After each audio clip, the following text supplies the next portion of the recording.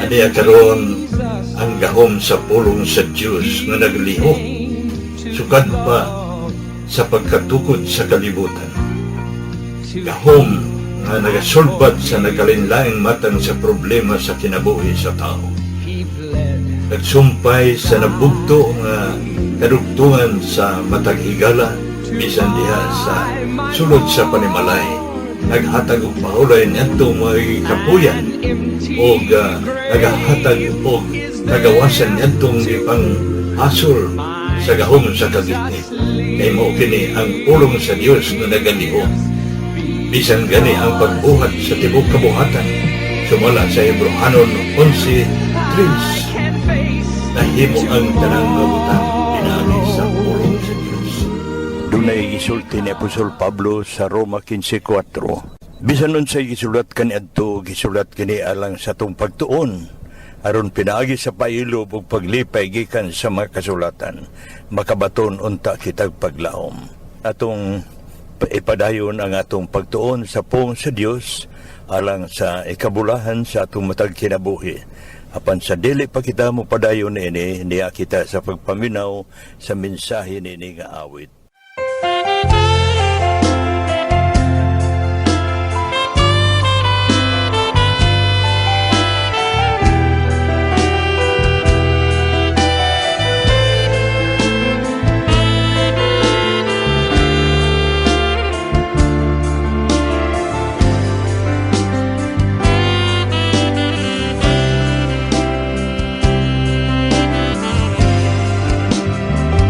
Ang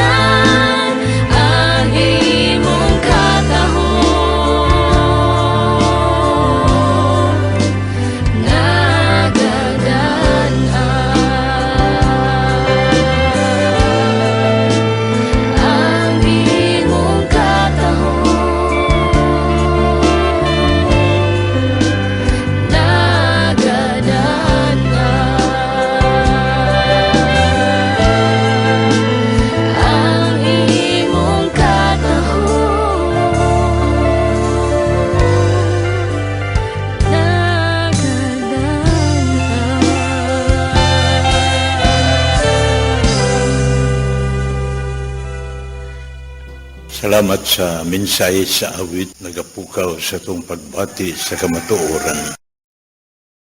Si Apostol Juan, usa sa mga gidumala sa Espiritu Santo, samtang nakig-uban siyang tinud-anon kang Ginoong Jesucristo. Iyang na matikdan nga dehi gayon nga si Ginoong Hesus nagaampo. Ang iyang pagampo matud pa ni Juan sa iyang sulat sa Juan 17:5 o sa 24. Nagaingon si Ginoong Hesus, Amahan, pasidunggi ako na ng kadungganan nga akong gihuptan uban kanimo, sawa pa mabuhat ang kalibutan. Onya, nagpadayon ang pagampo sa na Ginoong Hesus. Nagaingon siya sa versikulo 24 ni Juan 17. Amahan, buot ko nga sila nga imo gitugyan kanako. Makakita unta sa kadungganan nga imong gihatag kanako. Sawa pa mabuhat ang kalibutan. Nagpasabot din mga isuot nga si Ginoong Hesukristo naana siya uban sa Amahan, sawa pa mabuhat ang kalibutan. Karon dili lang nato sabton nga si Ginoong Jesucristo gibuhat sa Dios. Wala na dapit sa kasulatan nga nagsugilon nga si Ginoong Jesucristo ang anak gibuhat sa Amahan. Isugin lang kita sa kasulatan nga naa na siya nga daan, bisan sa wa pa mabuhat ang kalibutan. Nagpadayon si San Juan sa iyang nahibaluan ubos sa mando sa Espiritu Santo nga sa iyang sulat ni San Juan sa kapitulo 1 nini, riyon siya sa sinugdanan mao ang pulong, ug ang pulong kauban sa Dios, ug Dios ang pulong, ug ang tanang mga butang nahimo pinaagi kaniya. Kung wala siya, walay nahimo sa mga nangahimo. Unya, nagpadayon man kini nga sulat ni San Juan, iyang kapitulo 1, nga akong gisubay ang versikulo 1 o versikulo 3. Unya dito sa versikulo 10, nianhi siya sa mga iya, apan ang mga iya wala mo dawat kaniya. Ngano man di ay unsa may nahitabo sa pulong usab. Tinaw nga nagapahayag nga ang pulong nahimong tao. Sa versikulo 14, nahimo siyang tao nga puno sa grasya. Gingon sa versikulo 14 ato kanang mabasa. Ang pulong mao di ay si Ginoong Hesukristo. Siya ginganlan og pulong tungod kay siya man ang namaaba sa Amahan nganhi kanato sa kalibutan. Aron masuginlan kita sa kamatuoran. Aron diha kaniya matod pa ni Ginoong Hesus, ako ang kamatuoran. Kung unsay akong ginasulti kining tanan tinuod, wa ko magbakak. Isugo ko sa akong Amahan pag-anhi sa kalibutan aron pagsugilon. May tungod sa mga butang nagalungtad. Ug may tungod kaniya, si Ginoong Hesukristo di ay mausab ang pialan sa Amahan sa pagbuhat sa kalibutan. Kay kini ato ang mabasa sa Hebrehanon 11 versikulo 3.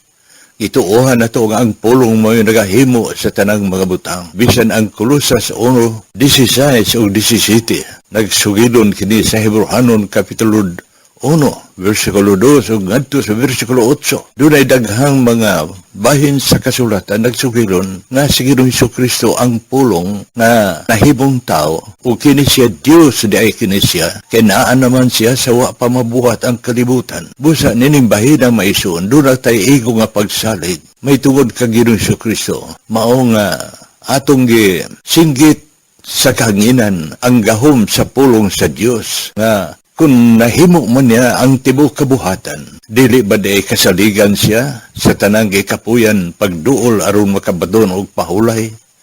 Dili ba day kasaligan siya pagsulbad sa mga problema nga atong gihibalag nining kinabuhi sa kalibutan? Sufisente si Ginoong Hesukristo kasaligan. Kaya nag-ingon sab siya matud pa ni Matthew sa 28:18, ang tanang kagahom sa langit ug yuta gitugyan sa kong Amahan diri kanako. Busa nagakanayon si Ginoong Hesus sa versikulo 11, 28 sa kapitulo 11 sa Mateo. Muari kanako kamon tanan gikapuyan o gibugatan kay papahulayon ta kamo. Ang muari kanako dili ko gayud isalikway. Tungod ni ana si Ginoong Hesukristo sa iyang pag-anhi sa kalibutan, nilibo sa mga tao nga miadto kaniya, nangita kaniya sa tuyo, dili lamang aron putanaw sa mga milagro, kundi sa tuyo aron makabaton sila kapahulayan gikan sa mga balatian o mga kasakit nga ilang naagkuman. Tungod niya na, daan raw sa mga gisugilon sa Espiritu sa Dios ngadto kang salmista David aron iyang sulaton ang Salmo 107 versikulo 20 nga gipadala sa Dios ang pulong aron pag-ayo kanila. Karon mao ni ang nahitabo sa atong Ginoong Kristo og gikan niya ng panahon na samtang dinhin na siya sa kalibutan nga nagapadayon sa pagbuhat sa bulwaton nga gisugo samahan kaniya. Gikasinahan siya sa mga Hudyo samtang ang mga Hudyo naa kanila ang mga pangulo sa kasuguan sa mga Fariseo. Nimbati sila ang mga kaparian sa kasilos kay ang usa ka ordinaryo nga tao, anak ni Jose Maria. Pagtanaw nila usa lamang kini siya ka ordinaryo nga pumuluyo sa maong dapit sa Nazaret. Apan unsang pagkabutanga nga diha kaniya nahimo man ang buhat nga dili mahimo ni bisan kinsa. Matud pa ni San Juan sa iyang nadunggan usab nga pagpanghupaw na Ginoong Hesus, nagisulat ni kini usab kini ni San Juan, ang Juan 15 versikulo 24. Nag-ingon si Ginoong Hesus, kun wa pa ko makaanhe o makabuhat sa buhat nga dili mahimo ni bisan kinsa, wala unta sila'y sala. Tungod ni may suon, kini pipila ka bahin sa kasulatan, nagsugilon may tungod kang Ginoong Kristo nga di ay siya Dios kansang paglungtad uban sa amahan sa wa pa mabuhat ang kalibutan. Og tinuod man ang gisugilon sa kasulatan nga siya ibugtuan sa kinabuhi tungod sa kasina sa mga Hudyo kaniya nga daw nakahasol kanila. Kay tuan naman ang nilibong mga katawhan, nagsunod-sunod kang Ginoong Kristo sa mga dapit, diin siya samtang gisuroy niya ang kayutaan sa Hudiya, aron pagmantala sa maayong balita sa ngharian sa langit, ug pag-ayo ni adtong anaa sa mga balatian sa lawas. Ito giyan niya ay ang kinabuhi ngadto sa kamatayon. Unya nagsulti siyandaan ngadto sa mga tinunan, nga ang akong pag-anhi sa kalibutan dili aron inyo kong alagaran, kundi dili ako ang mualagad kaninyo pinagis paghalad sa kong kinabuhi ngadto sa kamatayon. Kay kini mao ang gisugo sa akong amahan, matud pa sa ni San Juan sa iyang kapitulo 10 bersikulo 18 kung di ko masayob, ingon si Ginoong Hesus nga ako may katungod sa paghalad sa akong kinabuhi ngadto sa kamatayon, may katungod sa ako pagbawi nini kini nga sugo na dawat ko gikan sa akong amahan. Karon sa iyang kamatayon, mibakod man siya kay mao kini ang sugo sa amahan nga dawaton niya ang kasakitan ngadto sa kamatayon, kay diha man siya ituyo man niya ang pagsulob sa kinabuhi sa tao sama nimog nako nga mobati sa tanang kasakit. Kung unsa may bation nimo gibati diha kini kang Ginoong Kristo. Apan wa kini niya isa pa yan kay mo kini ang plano niya sa iyang pag-anhis kalibutan nga iyang pagkamatyan ang kalibutan aron mabayran ang kagawasan gikan sa silot sa tanang mudawat kaniya. Karon kinabanhaw man siya unsa may kahulugan nini sa iyang pagkabanhaw alang kanato karon. Nagpabilin siya maura gihapon sa Hebrehanon 13:8. Si Kristo mao gihapon ag sa kagahapon, karon og sa walay katapusan. Busa nining panahon na karon makahimo ang tanan pagduol kaniya kay wa man siya mausab. Gani nagtugon ang Ginoong Hesus sa wala pa siya mo hunat pag kaya balik sa amahan, nag-iyon siya, panlakaw kamo og imantala ang mayong balita. Kay aniya karon ako magkauban kaninyo sa bisan din nga dapit asa kamo. Og kanayon pa siya nga diin ang duha ka tawo kung tulo magkakatigom tungod sa akong ngalan na ako sa ilang taliwala. Mao kana ang atong kalipay nining ideolohiya na Kristo, ang pagtulunan ni Ginoong Kristo nga atong gidakuptan nga kini sulat sa mga dinasig ng mga tinunan ang maayong balita gikan sa Mateo ngadto sa libro sa pinadayag kana atong ginasusi ug atong ginatun-an pag-ayo ug nagakalipay kita sa atong pagkakaplag kang Kristo Hesus nga siya ang Dios nga makagahom mga nagabuhat sa mga langit ug sa yuta. Na nagaingon pa ang Ginoo nga ayaw lang ka mo kahadlo kay naara ko uban kaninyo. Ayaw mo pagtalaw kay ako ang Diyos nga makagahom. Mao kini ang atong kalipay ug paglaom mga isuon diha kang Ginoong Kristo nga kini ato kapong tungod sa atong kalipay wa kitay pagduha-duha atong gibantala ug atong gisugilon siya ngadto sa din mga dapit nga atong naabot bisan dinhi sa kanginan atong palusot kini aron moabot ang maong kamatuoran sa mga dapit nga nagkinahanglan kay basin pa dunay mga katawhan nga naabot sa atong mensahe nga nagkinahanglan pa nining maong kamatuoran ato kini gihisgutan karon nga sige ng Hesukristo naa na siya sa wa pa mabuhat ang kalibutan uban siya samahan sumala sa akong gisubay sa Juan 17 versikulo 5 ug 24 og mao kini maisuon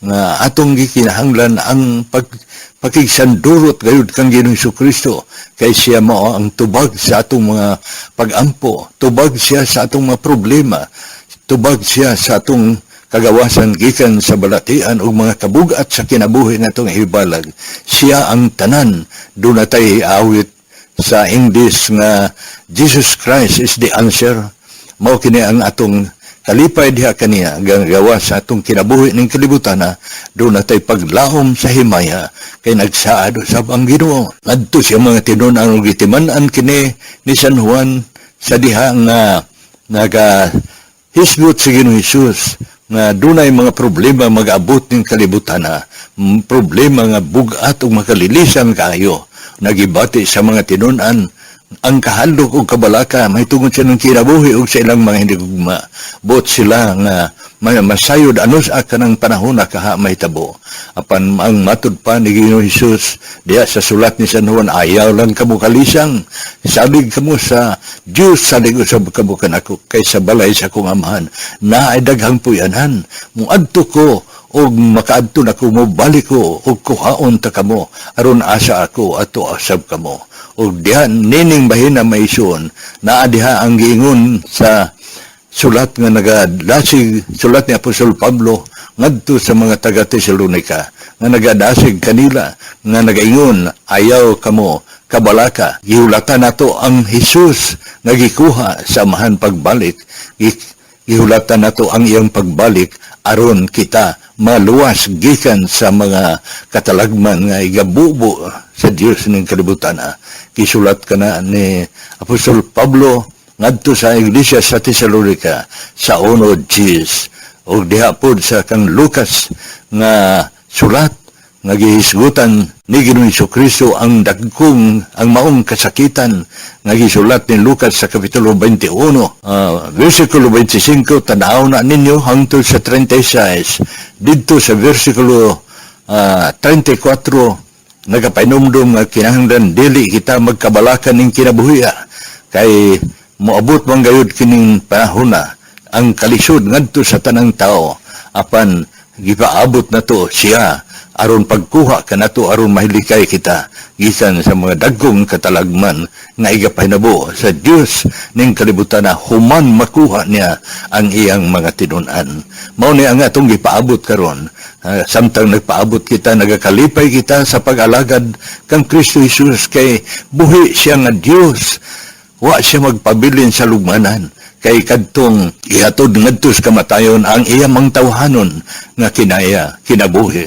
apan sa iyang pagka-Dios di man siya mahimong mamatay mulungtad siya hangtod sa way kinutuban kay mao kana ang gisugidon kanato sa kasulatan ug ang Espiritu sa Dios nagalihok kanunay sa atong matag kinabuhi nga kinahanglan kini atong sundon ang iyang pagdumala kanato aron mahimo kitang labing duol sa atong manluluwas kay ang trabaho sa Espiritu Santo mao man ang paglihok sa sulod sa atong kasigunahuna nga atong alagaron ang Ginoong Hesus hangtod moabot kanato ang kamatayon o hangtod sa iyang pagbalik nga mao kini ang atong ginahimo o karon gikinahanglan nato ang dili pagbiya sa atong panagtigom sa panahon sa panaghiusa diin ang mga katawhan sa Ginoo nagaambahan sa pagsimba sa Ginoo, nagambahan sa pagdaig ug pagtuon sa mapulong sa Ginoo aron dunay igong kabangkaagan ang matag usa kanato kun unsa pa ang mga kamatuoran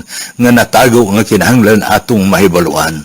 Kay matud pa ni Ginoong Hesus sa libro ni San Juan gihapon 5:39 kamo nagasusi sa mga kasulatan kay nagunahuna man kamo nga pinaagi niya na makabaton kamo sa kinabuhi nga walay katapusan ngani kana mao ang nagpanghimatuod mahitungod kanako. Mga higalang mga kaigsuonan nga naabot sa tingog nato nini sayo sa kabuntagon, mao kini ang atong pagpamalandong kanunay samtang niya pa kita nining kinabuhi.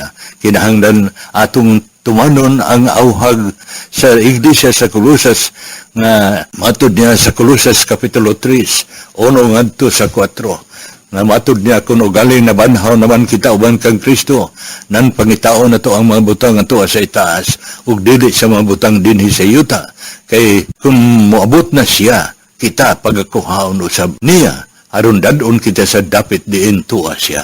Mao kini may isuon ang atong gipaningkamutan bisan mismo nining higayuna karon sa nagpamalandong kita dili ta mo biya sa panaghiusa diin ginahuna nato nga didto diha niana matabangan kita sa atong pagbaton o kadugtungan ngadto kang Kristo ang Dios nga nagalungtad sa way sinugdanan nga mao gisugo sa mahan pagbuhat sa tanang mga butang og siya nga nagahalad siyang kawalyong kinabuhi siyang lawas nun nga kinabuhi wala siya magpabilin sa lubnganan buhi siya tungod ni ana nagakalipay kita usab nagakalipay kita sa dugang nga pagsugidon sa Ginoong nagayon siya sa Malakias 3:6 ako ang Ginoo nga dili mausab maura gihap. Mao ni niining higayon na karon maison. Mao kini ang atong ipanghinaot nga samtang naglangan pa ang Ginoo siyang pagbalik ug ang atong kinabuhi nagapadayon pa mga bata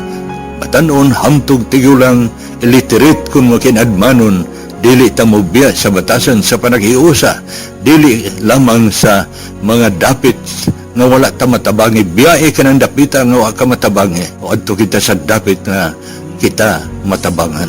Mao kini ang atong pagpahinumdom sa matag usa kaninyo ni Zeus kabuntagon. Modto ta sa mga pagampo kanimo langit nung amahan. Salamat ining maong higayon nga imong gitugot pa kanamo samtang naglangan ka usab Ginoong Hesus sa imong pagbalik.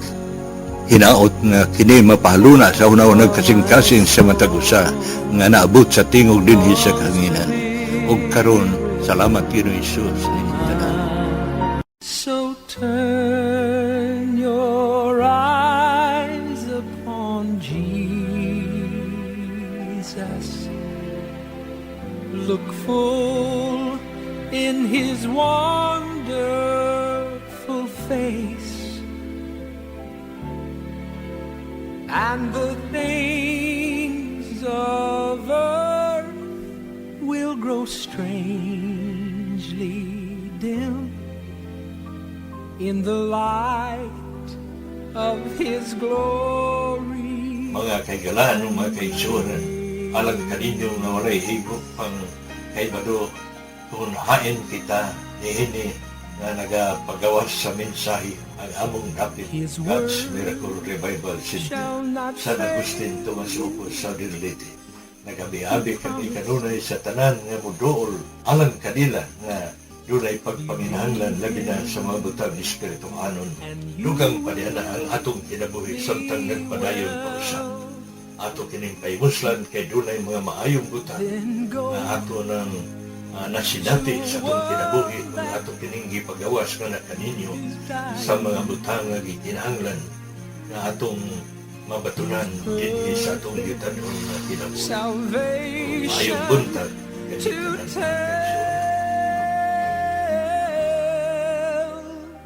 Just turn your eyes upon Jesus. Look full in His wonderful face, and the things of earth will grow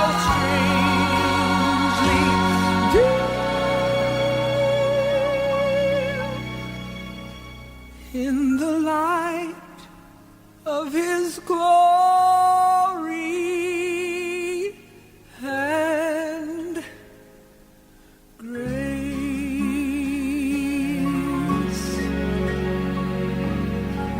Jesus.